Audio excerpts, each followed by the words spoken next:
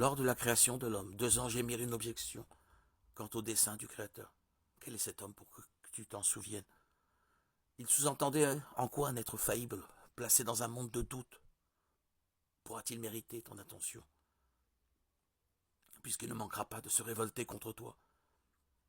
Il n'imaginait pas la possibilité d'un homme qui s'améliore, qui surmonte avec l'aide de Dieu ses difficultés, pour finalement transformer ce monde de doute en certitude. L'un d'eux, ange du pessimisme mettant en doute toute possibilité de progrès, il sera lui-même déchu puis châtié. Ainsi, toutes les tentations du monde proviennent de ce défi que maintient le Satan. L'homme n'y arrivera pas. Chaque fois qu'il séduit un cœur vers la faute, c'est en fait pour le conduire à la tristesse. Si bien qu'en constatant son échec, l'homme acquiescera à la voix qui lui soufflait. Je t'avais bien dit que tu n'y arriverais pas.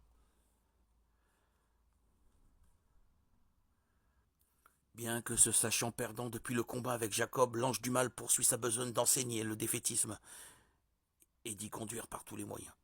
L'homme qui accepte de céder à ce défaitisme, l'homme qui prétend s'attacher au-dessus de ses forces.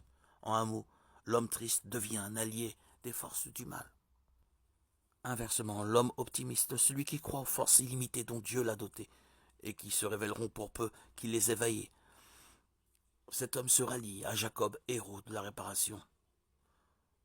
Semblable aux étoiles dans le firmament de l'espoir, les justes de chaque génération nous réapprennent cette leçon, dans un langage approprié au lieu et au moment.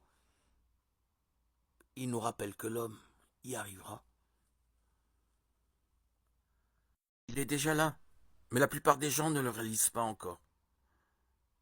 Son esprit se déplace tranquillement parmi nous sans que le monde ne soit dérangé par sa présence. Rien de ce qui s'est passé n'est le fruit du hasard. L'histoire de l'humanité a une chronologie et elle est entre les mains de Dieu.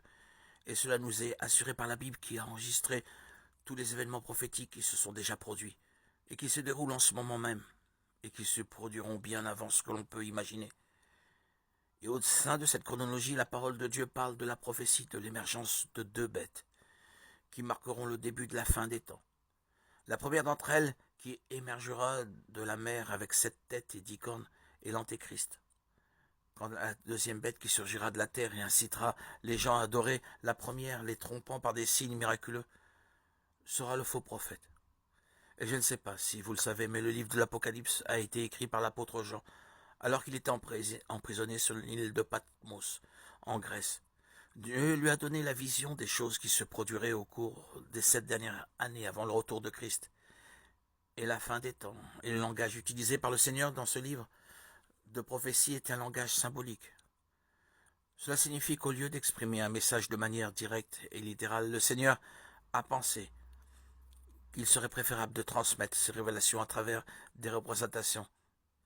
C'est précisément à cause de cela qu'il existe des dizaines d'interprétations sur qui et comment sera l'Antéchrist. Il existe de nombreuses interprétations, différents courants de pensée, même des religions qui ont parlé sur l'Antéchrist et qui ont dit comment il agira dans les événements qui se produiront avant le jugement final. Dans l'Apocalypse chapitre 11, versets 11 et 12, on parle des deux témoins. Ils entendirent du ciel une voix qui leur disait « Montez ici ». Et ils montèrent au ciel dans la nuée, et leurs ennemis les virent à cette heure-là. Il eut un grand tremblement de terre, et la 10e partie de la ville tomba. 7000 hommes furent tués dans ce tremblement de terre, et les autres furent effrayés et donnèrent gloire au Dieu du ciel. Ce chapitre de l'Apocalypse 11 parle des deux témoins qui sont apparus dans la première moitié de la tribulation et ont prophétisé pendant 3 ans et demi. Ensuite ils seront tués, ressusciteront et monteront au ciel.